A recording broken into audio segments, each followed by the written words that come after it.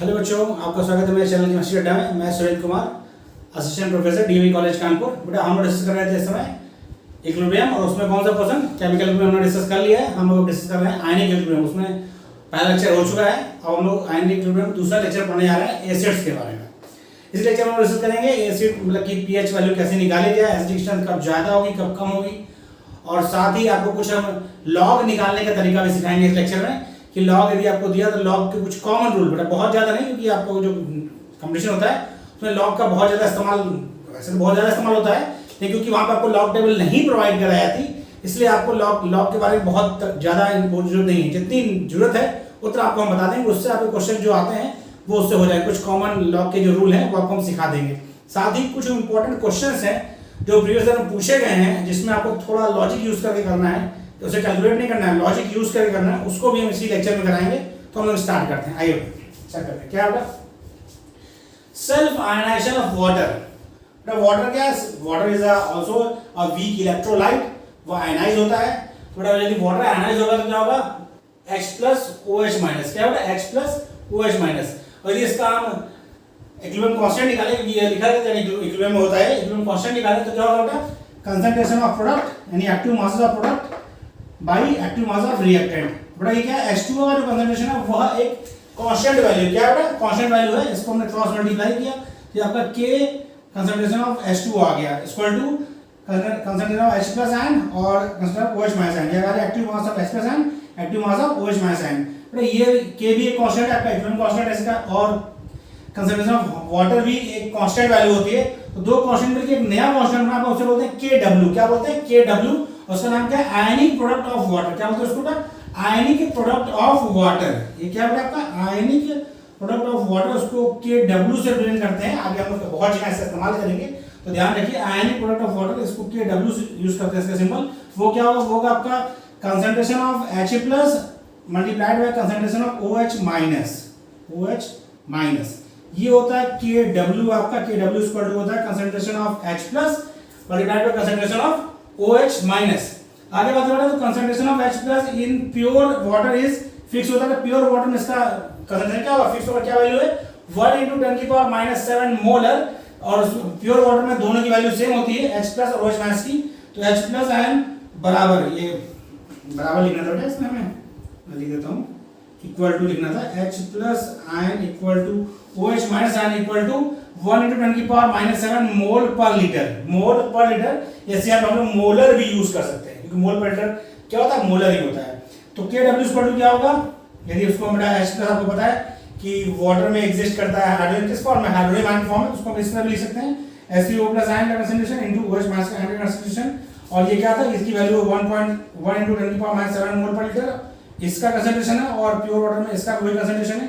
दोनों को मल्टीप्लाई करते हैं। KW का मान क्या है? KW का मान आएगा 1 × 10⁻⁴ मोल स्क्वायर पर litre square, mole square litre -2। ये होगा आपका KW का मान प्योर वाटर के लिए। और सबसे important point, very very important line है, इसको ध्यान रखिए। As temperature increases, as temperature increase मतलब जैसे टेम्परेचर को हम बढ़ाएंगे, as temperature increases dissociation of water increases. Water का डिसोसिएशन बढ़ेगा। जब वाटर का डिसोसिएशन बढ़ेगा तो ज्यादा से ज्यादा नंबर ऑफ आयंस बनेंगे, H+ OH- आयन ज्यादा से ज्यादा बनेगा। और जब ये वैल्यू ज्यादा होगी बेटा, भाई ज्यादा H+ OH- बनेगा, जब टेम्परेचर बढ़ाएंगे आयनाइजेशन ज्यादा होगा, तो बेटा क्या होगा? जब H+ OH- आयन की संख्या बढ़ेगी तो KW का मान भी क्या होगा? बढ़ेगा, क्योंकि KW इक्वल टू क्या है? H+ OH- ion. तो जब इनका नंबर बढ़ेगा ऑन इंक्रीजिंग टेम्परेचर, तो KW का मान भी बढ़ेगा। वही कह रहा है as temperature increases dissociation of water increases therefore value of KW increases। बहुत ही इंपॉर्टेंट पॉइंट है, ये ध्यान रखिए कि टेम्परेचर बढ़ाने पर KW का मान बढ़ता है। KW का मान बढ़ता है। जो मान आपको बताया गया ये बेटा है कब? एट 25 डिग्री सेंटीग्रेड या 298 केल्विन पर। ये ध्यान रखिए बेटा, ये जो वैल्यू आपको दी गई ये है 25 डिग्री सेंटीग्रेड टेम्परेचर या 298 केल्विन पर। टेम्परेचर बढ़ाएंगे तो इसका मान बढ़ेगा। टेम्परेचर बढ़ाएंगे तो KW का मान 1 × 10⁻⁴ से इंक्रीज करेगा, क्योंकि आयनाइजेशन या डिसोसिएशन ऑफ वाटर बढ़ेगा। डिसोसिएशन ऑफ वाटर बढ़ेगा तो वो मतलब आपका सॉल्यूशन में H प्लस आयन और OH माइनस आयन की संख्या बढ़ेगी या उनका कंसंट्रेशन बढ़ेगा, और जब उनका कंसंट्रेशन बढ़ेगा तो KW का मान भी इंक्रीज होगा, ये ध्यान रखिए। अगला पॉइंट है क्या है, पीएच स्केल। पीएच स्केल का आपको पीएच वैल्यू बताने के लिए होता है, तो बहुत कॉमन चीज आपको याद है, 1 से लेकर 7 मतलब 7 से कम होगा यदि पीएच तो वो एसिडिक सॉल्यूशन है, और 7 से ज्यादा पीएच है तो वो बेसिक सॉल्यूशन है। जितना कम पीएच का मान होगा 7 से अंदर, यानी उतना अधिक एसिडिकेशन बढ़ती जाएगी। उसके लिए उन्होंने आपको एक मीटर बना दिया है, तो होता है इसको सोरेनसन ने दिया पहली बार इसको 1909 में, ठीक है, ध्यान रखिए किसने दिया पीएच स्केल आपको। क्या अपना, if in solution concentration of H3O plus ion is greater than 1 × 10⁻⁷। यह लाइन बहुत इंपॉर्टेंट है, कंफ्यूजन क्रिएट करती है, लेकिन इसको ध्यान से सुनिए, इसलिए मैंने लाइन लिखी है। If in solution concentration of hydronium ion is greater than 1 × 10⁻⁷, the solution is acidic. The solution is acidic. यदि उसका मान ज्यादा होगा, सॉल्यूशन में हाइड्रोनियम आयन का कंसंट्रेशन 1 × 10⁻⁷ से ज्यादा होगा तो सॉल्यूशन आपका एसिडिक होगा। क्या होगा? सॉल्यूशन आपका एसिडिक होगा। किंतु सॉल्यूशन बेसिक कब होगा? बेसिक होगा कब? जब H3O प्लस आयन का कंसंट्रेशन लेस देन 1 × 10⁻⁷ मोल पर लीटर हो, तो क्या होगा? तो आपका बेसिक सॉल्यूशन होगा। यदि आपका H3O प्लस मतलब हाइड्रोनियम आयन का कंसंट्रेशन 1 × 10⁻⁷ से ज्यादा हो तो सॉल्यूशन आपका एसिडिक होगा। यदि हाइड्रोनियम आयन का कंसंट्रेशन 1 × 10⁻⁷ से कम हो तो सॉल्यूशन बेसिक होगा। जितना ज्यादा कंसंट्रेशन होगा 1 × 10⁻⁷ से, उतना ज्यादा एसिडिक सॉल्यूशन होगा, और जितना कम होगा 1 × 10⁻⁷ से कंसंट्रेशन हाइड्रोनियम आयन का, उतना ज्यादा बेसिक सॉल्यूशन होगा। बहुत ध्यान रखिए, इस पूरे लाइन को बहुत अच्छे से समझ लीजिए, ध्यान रखिए आप इसका। आगे बढ़ा, pH of solution is negative, ये भी है, pH of solution is negative logarithm of the H3O plus ion concentration in mole पर लीटर। कंसंट्रेशन मोल पर लीटर होना चाहिए, और H3O प्लस आयन का नेगेटिव लॉगरिथम जो होता है वही होता है आपका pH। तो pH इक्वल टू क्या? pH हो गया आपका minus log H plus ion. क्या हो गया? Minus log H plus ion. इसको इस फॉर्म में लिख सकते हैं माइनस लॉग H3O प्लस, क्योंकि दोनों एक ही चीज आपको बताया था कि हाइड्रोजन आयन और हाइड्रोजन आयन की संख्या सेम होती है, क्योंकि हाइड्रोजन आयन की रिएक्टिविटी बहुत ज्यादा है, स्टेबिलिटी बहुत कम है, इसीलिए वह एक्वा सॉल्यूशन में हमेशा वाटर मॉलिक्यूल से जुड़ता है। तो जितने H प्लस आयन होंगे उतने ही वहां पर हाइड्रोनियम आयन भी होंगे, क्योंकि जितना H प्लस होगा वो वाटर से जुड़ेगा होते मॉलिक्यूल से, और हाइड्रोनियम आयन फॉर्म करेगा। वाटर मॉलिक्यूल की संख्या अथाह होती है, उसकी चिंता होती है, मॉलिक्यूल कम तो नहीं होंगे, कोई कम नहीं होगा। तो इस फॉर्म में लिखा हो या इस फॉर्म में लिखा, उसको मैं और क्या किया, मैं इक्वल टू कर दूं, ठीक है, ओके। तो अब देखिए मैंने एक स्केल बना रखा है, ये आपका क्या है 7 यदि आपका pH है तो न्यूट्रल सॉल्यूशन होगा। क्या होगा? न्यूट्रल सॉल्यूशन होगा। और यदि 7 से कम pH है आपका 6 है 5 है 4 है 2 है 1 है, तो ये आपका एसिडिक सॉल्यूशन, एसिडिक स्ट्रेंथ इधर से बढ़ेगी, एसिडिक स्ट्रेंथ इधर से क्या है 7 से कम होगा तो इंक्रीज करेगी, और 7 से ज्यादा होगा आपका pH तो बेसिक स्ट्रेंथ इंक्रीज करेगी। क्या करेगी? बेसिक स्ट्रेंथ इंक्रीज करेगी। कॉपी कर लीजिए इसको, फिर आगे बात करें। कॉपी कर लीजिए,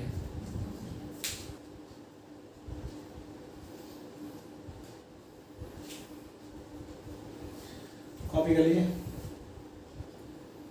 जल्द कॉपी कर लिए बेटा।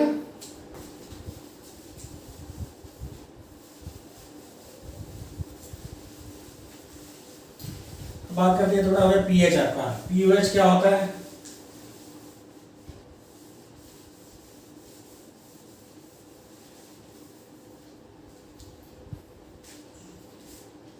POH equal to minus log concentration of OH minus PH plus POH equal to होता है 14। यदि आपको pH निकालना हो तो pH का एक और फॉर्मूला होगा 14 माइनस POH। तो फॉर्मूले के फॉर्म में भी आपसे पूछ सकता है, निकालने के लिए भी पूछ सकता है। अब मुद्दा ये बेटा कि हमको यदि निकालना है तो लॉग की कुछ वैल्यूज आपको याद होनी चाहिए, और लॉग के कुछ रूल हैं जो बेसिक रूल्स हैं वो आपको पता होने चाहिए। मैं बोला बहुत डीप में आपको लॉगरिथम पढ़ने की जरूरत नहीं है, क्योंकि बहुत डीप में पीजीटी है और जो है कोई भी कंपटीशन होगा जो आपका ऑब्जेक्टिव बेसिस है, चाहे पीजीटी हो, चाहे आपका जीआईसी हो, चाहे आपका इवन हायर एजुकेशन का जो एग्जाम है असिस्टेंट प्रोफेसर का वो हो, जीडीसी हो, किसी में भी लॉग टेबल प्रोवाइड नहीं की जाती। जब लॉग टेबल प्रोवाइड नहीं की जाएगी तो सीधी सी वैल्यू होगी, इसका मतलब आपका जो है आपको बेसिक जो कुछ टर्मिनोलॉजी है लॉग, कुछ बेसिक जो लॉग के वैल्यूज है वो आपको याद रहनी चाहिए, और कुछ नियम है जो याद रहने चाहिए। हम आपको सिखा रहे हैं, उतना सीख लेंगे तो आपका लॉग का क्वेश्चन हो जाएगा आराम से। देखिए हम लोग सीखते हैं लॉग, हमें सीखना है लॉग। देखिए हमेशा आपको लॉग टू द बेस 10 मिलता है, ये ध्यान रखिए। बेस 10 की वैल्यू पूछा तो अदरवाइज आपका ln में मिलेगा, आपको बताया मैंने ln में मिलता है। उसको log टू द बेस 10 करने के लिए क्या करते हैं, 2.303 से मल्टीप्लाई कर देते हैं तो log टू द बेस 10 हो जाता है। तो वही हम सीख रहे हैं। सीखिए पहले log 1 इक्वल टू होता है 0। बहुत ध्यान समझिए, यह तो बहुत इंपॉर्टेंट आपके लिए, कई जगह log 1 की जरूरत पड़ेगी। log 1 का मान 0 होता है, ठीक है। फिर log 2 का मान होता है 0.3010। log 2 का मान 0.3010, आप पॉइंट लिखा ठीक से 0.3010। log 3 का मान 0.4771, ठीक है भाई ना, 0.4771, हाँ सही है, याद है, ठीक है 0.4771। ये आपको इतने लॉग के मान आपको याद होने ही चाहिए। ये तो हो गया सिंपल तरीका। और क्या है, अगला आपका है log 10 का वैल्यू होता है 1, log 100 का वैल्यू होता है 2, log 1000 का वैल्यू होता है 3, ठीक है, एंड सो ऑन। log 10,000 का वैल्यू होगा, मैं यहाँ लिख दूँ, जगह है, log 10,000 का वैल्यू होगा 4। ओके बेटा, इतना कॉपी कर लीजिए। इधर कॉपी हो गया, कॉपी हो गया, तुम लोग को सीखते हैं। हो गया बेटा, देखिए ये चीज़ें आपको बेटा पता रहेंगी तो पीएच का क्वेश्चन हो, चाहे थर्मोडायनेमिक्स में हमने बहुत जगह कुछ जगह लॉग यूज़ किया, तो जहाँ भी लॉग वाले क्वेश्चन आएंगे वो आपके सिंपली ऐसे दिए जाते हैं। या तो आपको लॉग का वैल्यू देगा, ऐसा भी होता है लॉग का वैल्यू आपको दे देगा जहां आपको लॉग इन सब के अलावा होगा, या फिर आपको ऐसा देगा कि आप उसको इस फॉर्म में कन्वर्ट कर सकें, जैसे हम आपको सिखा रहे हैं। देखिए कुछ और सीखिए फिर बताते हैं। और समझिए log m इंटू n है, कहीं आपको ऐसा पढ़ा तो ये होता है आपका log m plus log n। Okay ठीक, फिर आपका बेटा है यदि log m बाई n है कहीं पर आपको, उसका मतलब होता है log m minus log n। Okay, multiplied में है तो पॉजिटिव प्लस हो जाएगा और डिवाइड में है तो माइनस हो जाएगा। अगला देखिए बेटा आपका, यदि आपका है log m की पावर n, m की पावर n बेटा, दोबारा बोल रहा हूँ, log m की पावर n है तो वो होता है n log m। n क्या होता है, आगे चलाता है, इसको इस तरह समझिए, जो जरूरत आपको भी पड़ेगी। log m की पावर माइनस n लिखा है बेटा, तो पूरा विद साइन आएगा तो आपका माइनस n log m होगा। इतनी बेसिक इंफॉर्मेशन आपको लॉग के बारे में याद हमेशा रहनी चाहिए। आप एग्जाम देने जा रहे हैं कंपटीशन में, इतना आपको पता होना चाहिए। पता होगा, मैं जस्ट रिवाइज कर रहा हूँ, नहीं पता है तो वहाँ सीख लेते हैं। ऐसे मान लीजिए आपको सिंपल हम बताएं, आपको जरूरत पड़ गई log 16 की, अब आपको नहीं पता है log 16 कैसे करें सर, तो बड़ा देखिए इसको आप कर दिए कन्वर्जन। log 16 क्या होगा, 16 होता क्या है, 2 2 2 2 2 का पावर 4 होगा भाई, 2 गुणे 2 गुणे 4 गुणे 8 गुणे 16। इसको हम लिख सकते हैं log 2 की पावर 4। कोई दिक्कत, कोई दिक्कत नहीं, log 2 की पावर 4 कर दिया। अब ये हो गया आपका 4 log 2, अब तो हो जाएगा क्योंकि आपको log 2 का मान पता है, तो आप इसे कर देंगे 4 मल्टीप्लाइड बाई 0.3010, तो सॉल्व हो गया ना। log 16 का मान आपको मिल गया, log 16 का मान आपको मिल गया। जैसे आपसे पूछे, कोई भी पूछ सकता है, आपसे पूछ लिया log 600 का आपको निकालना है, मोटा मोटा हमें नहीं आता है, सिंपली कहीं जरूरत पड़ गई तो तो इसको आप या तो भाई दोस्तों करिए, सिंपली मैं अपने से बता रहा हूँ, इसको आप कर दीजिए log 6 इंटू 100, तो हो जाएगा आपका log 6 प्लस log 100, हो गया ना, हो गया। और log 6 को कर सकते हैं, log 6 को कर सकते हैं log 2 इंटू 3 और प्लस इसकी क्या log 100 की वैल्यू क्या आ जाएगी, +2 हो जाएगा। log 2 इंटू 3 का मतलब क्या आएगा, log 2 plus log 3 plus log 100 का वैल्यू हमने क्या निकाला था, 2 निकाला था। log 3 की वैल्यू रखिए, log 2 की वैल्यू रखिए और सबको जोड़ दीजिए, सबको जोड़ दिए। log 2 की वैल्यू क्या थी बेटा, वो थी 0.3010, log 3 की वैल्यू क्या थी 0.4771 और +2, सब जोड़ देंगे, आंसर आपको log 6 वैल्यू मिल जाएगी। इतना लंबा आपसे पूछेगा नहीं, लेकिन आपको मैं बता रहा हूं, तो आपको इस फॉर्म में भी कन्वर्ट करना होगा, तब log की वैल्यू वो नहीं देगा, तब वह log की वैल्यू नहीं देगा। ठीक है बेटा, ये ध्यान रखिए, इसको आपको समझना होगा। क्वेश्चंस आएंगे, हम लोग आराम से कर लेंगे, बस आपको ये वैल्यू आपको ध्यान रखनी है। ओके, कॉपी कर लीजिए, कॉपी कर लीजिए, कॉपी कर लीजिए आप।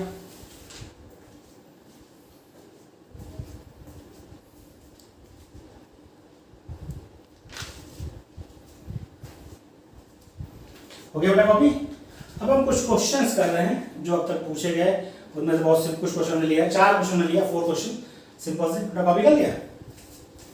आपको हम एक क्वेश्चन लिखना है, ये बहुत फेमस क्वेश्चन है। आप यदि नीट के क्वेश्चंस कर रहे होंगे, आपने प्रयास की मतलब करना शुरू किया होगा या आपने कभी मेडिकल दिया होगा, तो यह क्वेश्चन आपके सामने से जरूर गुजरा होगा। इवन पीजीटी आपने दिया होगा, यदि पीजीटी 16 दिया है तो भी यह क्वेश्चन आपके सामने से गुजरा होगा। मैं उस क्वेश्चन को लिख रहा हूं। क्वेश्चन क्या है बेटा, क्वेश्चन है what will be pH of an aqueous solution of 1 into 10 का पावर 8 मोलर HCl। यह बेटा क्वेश्चन है पीजीटी 2016 का, बहुत ध्यान समझिएगा। आपने यदि पीजीटी 2016 दिया है तो क्वेश्चन आपके सामने आया होगा, आपने क्वेश्चन अटेम्प्ट किया होगा, सही किया गलत किया वो आप जानिए, लेकिन हम आपको इसका ऑप्शन बता रहे हैं। इसको ऑप्शन है, पहला ऑप्शन है 5, दूसरा ऑप्शन है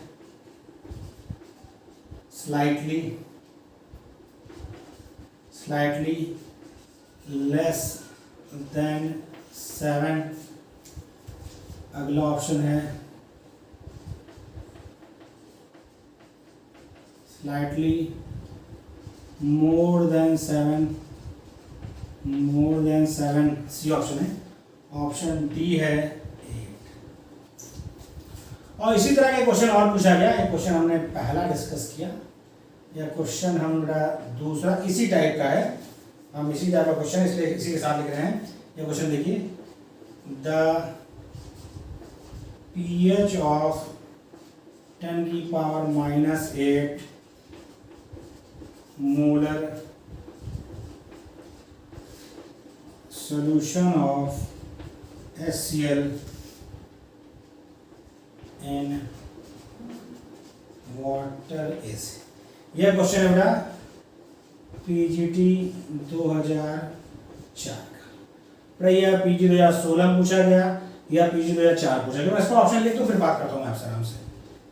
पहला ऑप्शन है 8, दूसरा ऑप्शन है -8, तीसरा ऑप्शन है बिटवीन 7 and 8 और डी है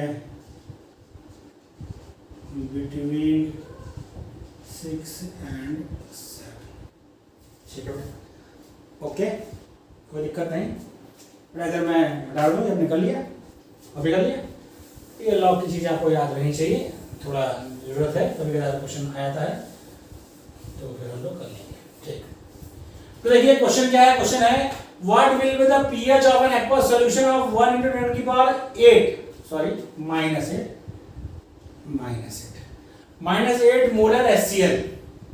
यह क्वेश्चन है पीटी 2016 का। ऑप्शन है A 5, B slightly less than 7, C slightly more than 7 और डी है 8। उसी तरह का सेम HCl बेटा था, यहाँ पे द pH ऑफ 10 की power -8 molar solution of HCl in water, aqua solution यानी इन वाटर इज।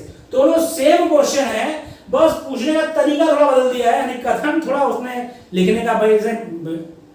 भाई आपका नाम क्या है? सुरेंद्र कुमार। आपको किस नाम से पुकारते हैं? सुरेंद्र कुमार। दोनों आंसर एक ही है दोनों का, क्वेश्चन पूछने का तरीका बदल गया। आपका नाम क्या है या आपको किस नाम से पुकारते हैं या किस नाम से जानते हैं, ये तीसरा टाइप हो गया। तो वही चीज है, आपको pH बताना है जब HCl का कंसंट्रेशन 10 की पावर -7 हो। बेटा समझिए इस क्वेश्चन में खास बात है, इस तरह के क्वेश्चन कभी जिंदगी में सॉल्व मत करिए। सॉल्व भी आप दिया हुआ है, आपको दे सकते हैं, लेकिन उसमें टाइम लगता है, उसका कोई यूज नहीं। सिंपली ध्यान रखिए, पहली बात HCl है क्या? एसिड। एसिड है, इसका मतलब इसका pH 7 से कम होगा। क्या होगा? 7 से कम होगा। जो आपको फॉर्मूला दिया है -log H प्लस कंसंट्रेशन, यदि उस पर रखेंगे -log 1 × 10 का पावर -8, तो ये बेटा माइनस कॉमन रख देंगे, log 1 प्लस log 10 की पावर -8 या -0 10 की पावर m की पावर क्या बाहर आएगा, -log -8 log 10 का मान 1, तो ये जब टूटेगा तो ये जाएगा +8 ये हो जाएगा। लेकिन यह रॉन्ग है। क्यों रॉन्ग है? क्योंकि HCl is acidic and it's pH is always less than 7। HCl का सॉल्यूशन कितना भी डाइल्यूट हो, उसका pH कभी भी 7 से ज्यादा नहीं होगा। उसका pH कभी भी 7 से ज्यादा नहीं होगा। पर यहां कंसंट्रेशन बहुत वीक है, लेकिन pH कभी भी 7 से ज्यादा नहीं होगा, हमेशा 7 से कम होगा। तो होगा क्या, तो मैं आपको बता दूं, इसका जो pH आता है उसका मान है 6.98। मैं निकालूंगा नहीं, आप याद रखिए, ये निकालने बहुत समय के लोग आप वहां लगेंगे निकालने, याद रखिए। इस तरह क्वेश्चन जिसमें बहुत डाइल्यूट दिया हो तो ध्यान रखिए, यदि एसिड दिया हो चाहे बेस दिया हो, ये ध्यान रखिए, यदि सॉल्यूशन बहुत ही डाइल्यूट है, मतलब हाईली डाइल्यूटेड सॉल्यूशन है, तो pH हमेशा बॉर्डर लाइन होता है। क्या होता है? बॉर्डर लाइन होता है, मतलब वेरी स्लाइटली एसिडिक होगा, मतलब 6 और 7 के बीच में होगा, या 7 से थोड़ा सा कम होगा, स्लाइटली लेसर देन 7 या 6 और 7 के बीच होगा। अब हम आते हैं ऑप्शन पर। पहला ऑप्शन 5 नहीं, स्लाइटली लेस देन 7, ये सही है। स्लाइटली लेस देन 7 होगा, 7 कभी होगा नहीं, मोर देन 7 मतलब मोर देन 7 कभी नहीं होगा, नहीं कभी 7 होगा। क्या होगा? हमेशा 7 से थोड़ा सा कम होगा, थोड़ा सा कम होगा। Option B. वही क्वेश्चन यहां पर है, ऑप्शन थोड़ा इसने बदला। देखिए 8 ऑप्शन यहां भी दे रखा है, 8 ऑप्शन यहां भी दे रखा है। यदि आप लॉग वाले पे रखेंगे 8 का टिक कर देंगे, खुश रहेंगे, इस साल हमने क्वेश्चन सही कर लिया। लेकिन बेटा ऐसा है नहीं, आप एक बेसिक फंडा मिस कर गए कि एसिड का pH कभी 8 होगा ही नहीं, सॉल्यूशन कितना भी डाइल्यूट हो। ठीक है, ओके। दूसरा देखिए 5 को मतलब नहीं है द pH, इसमें देखिए ऑप्शन, इसमें पहला ही ऑप्शन 8 दिया है, मतलब आपने यदि उससे लगाया, इस रूल से लगाया तो फट से 8 है, आपने 8 टिक किया, खुशी माने नाचने लगे, कोई फायदा नहीं, गलत है, मदद नहीं। बिटवीन 7 to 8 ये भी गलत है। 7 से 8 का मतलब आपका क्या है? एल्कली है, लेकिन है क्या? ये HCl है भाई, HCl है, एसिडिक होगा। ठीक है, बिटवीन 6 and 7 ऑप्शन डी सही है। बड़ा देखिए यह क्वेश्चन में क्या करना है, आपको थोड़ा अपने पूर्व ज्ञान का प्रयोग करना है। पूर्व ज्ञान मतलब यदि आप पीजी 2016 देने गए थे, आपने जो है पुराने साल के क्वेश्चन अच्छे से लगा रखे थे, तो ये क्वेश्चन 2004 में आया, 2004 में आया था, आपने इसे रिफेस किया होगा, तो आप यहाँ पे इसको सॉल्व करने की नीड ही नहीं थी। भाई सॉल्व क्यों करेंगे, यह तो एकदम कॉमन चीज है, ध्यान रखना, थोड़ा आपको इसमें ध्यान रखना है। सॉल्व करने का टाइम भी बचा, आंसर भी सही हुआ। आपने सॉल्व करने की बुद्धिमानी दिखाई, गए। वो आप सॉल्व करेंगे तो थोड़ा समय लगेगा, उसमें किल करेंगे, और वहां आपको सब्जेक्टिव नहीं लिखना है, इट इज ऑब्जेक्टिव। ऑब्जेक्टिव है तो आपको ऑप्शन टिक करना है। ओके बेटा, कॉपी कर लीजिए। और ध्यान रखिए ये रॉन्ग है, मैंने ये लिख दिया एसपीएच, ये 6.9 डिग्री होता है, तो कॉपी कर लीजिए। फिर आपको 2 क्वेश्चन और बताते हैं जो थोड़ा सिंपल से हैं, उसकी बात हम करते हैं। कॉपी कर लिया बेटा। ये 2 क्वेश्चन हम इसलिए करें कि 2 क्वेश्चन ठीक नहीं, 4 क्वेश्चन तो हम लोग पढ़ ही लें, जब क्वेश्चन की बात चली गई है। बहुत सिंपल से क्वेश्चन ये भी है बेटा, देखिए अभी लेटेस्ट क्वेश्चन है ये क्वेश्चन पूछा गया, क्वेश्चन नंबर हमारा हो गया ये 3। क्या है बेटा? Conjugate acid of water is, यह क्वेश्चन है पीजीटी 2011 का। ऑप्शन क्या दिया बेटा आपका? OH माइनस, ऑप्शन बी है H3O प्लस, ऑप्शन सी है H प्लस, ऑप्शन डी है H3O। और चौथा क्वेश्चन, हम दोनों क्वेश्चन लिख के तब डिस्कस करेंगे। चौथा क्वेश्चन क्या बेटा? यह भी क्वेश्चन इसी तरह का है। क्या है? Which of the following is the conjugate acid of NH3? यह क्वेश्चन है पीजीटी 2016 का, जिन्हें दिया होगा ये क्वेश्चन से उनकी भेंट हुई होगी। इसका ऑप्शन क्या है बेटा? ऑप्शन है NH2 माइनस, ऑप्शन बी है NH2OH, ऑप्शन सी है NH4 प्लस, और ऑप्शन डी है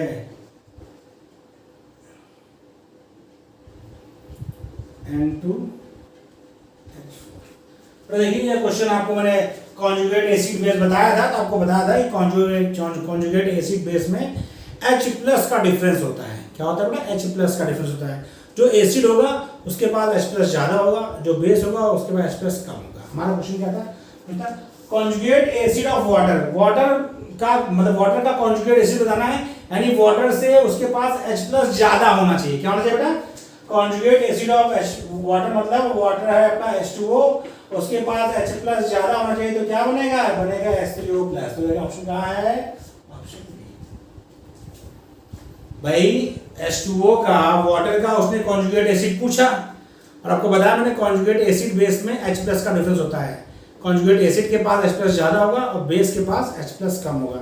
तो उसने कहा वाटर का कॉन्जुगेट एसिड बताइए, तो वाटर का कॉन्जुगेट एसिड मतलब वाटर से उसके पास H प्लस ज्यादा होगा, हमने H प्लस जोड़ दिया, H3O प्लस ऑप्शन। बहुत आसान क्वेश्चन, कितना समय लगा? बहुत थोड़ा सा। अगला क्वेश्चन क्या है? Which of the following is the conjugate acid of NH3? यहां पे वही चीज है, बेस दिया है, NH3 का कॉन्जुगेट एसिड पूछा है, तो भाई सीधी बात NH3 का कॉन्जुगेट एसिड क्या होगा? भाई NH3 से उसके पास H प्लस ज्यादा होगा, तो NH4 प्लस होगा, ऑप्शन सी। सिंपल। भाई एसिड बेस पेयर आपस में है, H प्लस का डिफरेंस होगा, NH3 का कॉन्जुगेट एसिड पूछा, तो NH3 क्योंकि भाई NH3 का कॉन्जुगेट एसिड पूछा, यानी NH3 खुद क्या है? बेस है, तो उसका एसिड क्या होगा? उसका कॉन्जुगेट एसिड उसके पास H प्लस ज्यादा होगा, मैंने H प्लस छोड़ दिया, NH4 प्लस। इसी के साथ बड़ा लेक्चर हम यहाँ पर कंप्लीट रोक रहे हैं, मतलब कंप्लीट कर रहे हैं। अगले लेक्चर में हम लोग डिस्कस करेंगे एसिडिक स्ट्रेंथ के बारे में, कब ज्यादा होगी कब कम होगी, मोनोबेसिक एसिड क्या है, डाई बेसिक एसिड क्या है, ये सब के बारे में बात करेंगे। तो आपको वीडियो हमारा कैसा लगा कमेंट बॉक्स में मैसेज करें, और ज़्यादा लाइक और शेयर करें। यदि अभी तक बड़ा आपने सब्सक्राइब नहीं किया तो प्लीज़ चैनल को सब्सक्राइब करें। Thank you.